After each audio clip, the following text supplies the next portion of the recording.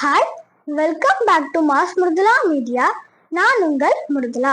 Last 4 monthsல தமிழ்நாட்டில் மட்டும் 2.16 lakhs people நாய்க்கடிக்கு பாதிக்கப்பட்டிருக்காங்க. அதுல 12 members நாய்க்கடியால இறந்து போயிருக்காங்க. இது தமிழ்நாடு சுகாதாரத்துறையை வெளியிட்ட டேட்டா. இந்தியால நாய்களோட எண்ணிக்கையும் அதோட தொல்லைகளும் பார்லிமெண்ட்ல ஒரு எம்பி பேசுற அளவு அதிகமா இருக்கு. நாய் கடிச்சா என்ன பண்ணணும், அது ரேபிஸ் நோய் வராம எப்படி பாதுகாக்கணும் அப்படின்றத இந்த வீடியோல பார்ப்போம்.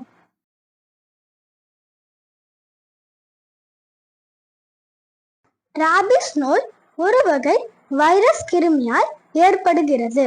இது நாய் கடிப்பதால் மட்டும் ஏற்படுவதில்லை. பூனை, குரங்கு போன்ற பிற பாலூட்டிகள் கடிப்பதனாலும் ஏற்படுகிறது.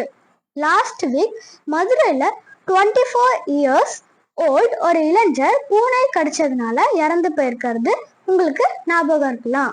இந்த ராபிஸ் நோய் விலங்குகள் எச்சின் மூலமா நமக்கு பரவுது. நாயோ, பூனையோ இல்ல குரங்கோ நம்மள கடிச்சதுன்னா அந்த காயத்துல அதோட எச்சின் வழியில நம்ம நரம்பு மண்டலத்துல கலக்குது. அது நம்ம மூளைய பாதிக்குது. சில நேரத்துல நம்மளுக்கு ஏதோ ஒரு வகையில காயம் பட்டிருக்கோம் இல்லையா, அந்த இடத்துல இந்த விலங்குகள் நக்கும் போதோ அந்த காயத்தின் வழியில நம்மளுக்கு ராபிஸ் நோய் தாக்குது. இந்த விலங்குகள் கடிச்சு நம்மளுக்கு ராபிஸ் வந்தா எந்த மாதிரி அறிகுறிகள் இருக்கும்? இந்த விலங்குகள்ல எந்த விலங்கு கடிச்சு நம்மளுக்கு ராபிஸ் வந்தாலும் ஒரே மாதிரி அறிகுறிகள் தான் இருக்கும். ஜுரம் அடிக்கிறது, தலைவலியில ஸ்டார்ட் ஆகி தண்ணிய பார்த்தாலே பயப்படுறது வரைக்கும் அறிகுறிகள் தெரியும். எக்ஸ்பர்ட்ஸ் என்ன சொல்றாங்கன்னா, ராபிஸ் நோய் வந்தா தொண்டையில இருக்க நரம்பு பகுதி பாதிக்கப்படுது. இதன் மூலியமா நம்மளால சாப்பாடும் தண்ணியும் முழுங்க முடியாது. அதனால பாடியில இருக்க எல்லா பார்ட்ஸும் ஒவ்வொன்னா செயலிழந்து நம்மளுக்கு உயிரிழப்பு ஏற்படுது. இந்த ராபிஸ் நோய் எந்தெந்த விலங்குகள் மூலமா பரவுதுன்னா, நாய்கள், பூனைகள், குரங்குகள், கால்நடைகள், குதிரைகள், வவ்வால்கள், இந்த விலங்குகள் கடிப்பதன் மூலமா நம்மளுக்கு ராபிஸ் நோய் பரவுது. இந்த ராபிஸ் நோய் 95% வெறி நாய் கடிப்பதனால்தான் நம்மளுக்கு பரவுது. அதனால ராபிஸ் நோய வெறி நாய் கடி நோய் அப்படின்னு சொல்றாங்க. இந்த விலங்குகள் கடிச்சதுன்னா நாம என்ன செய்யணும்னா, அந்த விலங்குகள் கடிச்சு காயமான இடத்துல உடனே மினிமம் 15 minutesக்கு சோப்பு இல்லைன்னா டெட்டால் போன்ற கிருமி நாசினி பயன்படுத்தி அந்த இடத்த தண்ணியில வாஷ் பண்ணணும். இந்த விலங்குகள் கடிச்சதும் நாம என்ன செய்யக்கூடாதுன்னா, அந்த விலங்குகள் கடிச்ச இடத்துல நாம கட்டோ தையலோ போடக்கூடாது. அதை ஓப்பனா தான் விடணும். அது மட்டும் இல்லாம அந்த விலங்குகள் கடிச்ச காயத்துல நாம சுண்ணாம்பு, எருக்கம்பால், எண்ணெய், மாட்டு சாணம், காஃபி பவுடர், மண் இல்ல இலைகளை வைக்கவோ தடவோ கூடாது.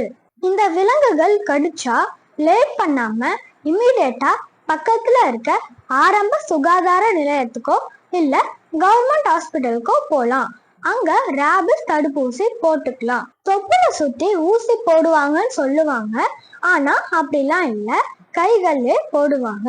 சப்போஸ் காயம் அதிகமா இருந்தாலோ இல்ல செஸ்டுக்கு மேல கடிபட்டிருந்தாலோ டாக்டரோட அட்வைஸ் படி ஹீமோகுளோபின் ஊசி போட்டுக்கலாம். ஆரம்ப சுகாதார நிலையத்திலயும் கவர்மெண்ட் ஹாஸ்பிட்டல்லையும் இது 24 hours அவைலபிளா இருக்கும். இந்த தடுப்பூசியை எப்படி போடுவாங்கன்னா, ஃபர்ஸ்ட் டைம் விலங்குகள் கடிச்ச கொஞ்ச நேரத்திலே போடுவாங்க. செகண்ட் டைம் 3 நாளுக்குள்ள போடுவாங்க. தேர்ட் டைம் 7 நாளுக்குள்ள போடுவாங்க. ஃபோர்த் டைம் 28 daysக்குள்ள போடுவாங்க. வீட்டுல வளர்க்குற நாய்களுக்கும் பூனைகளுக்கும் கண்டிப்பா ராபிஸ் தடுப்பூசி போடணும்.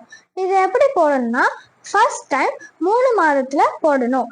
செகண்ட் டைம் 4th month எண்டுல போடணும். பூஸ்டர் தடுப்பூசி இயர்லி ஒன்ஸ் போடணும்.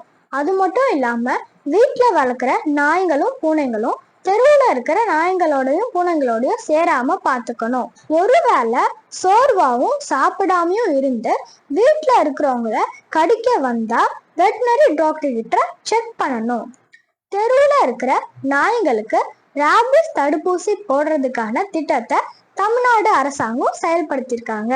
ஸோ ஸ்ட்ரீட்ல போகும்போது கேர்ஃபுல்லா போகணும். வீட்ல பெட்ஸ் வளர்க்குறவங்களும் அந்த பெட்ஸ் மொத்தவங்களை டிஸ்டர்ப் பண்ணாத மாதிரி வளர்க்கணும். இதே மாதிரி இன்னொரு எபிசோட்ல பார்க்குறேன். பாய்.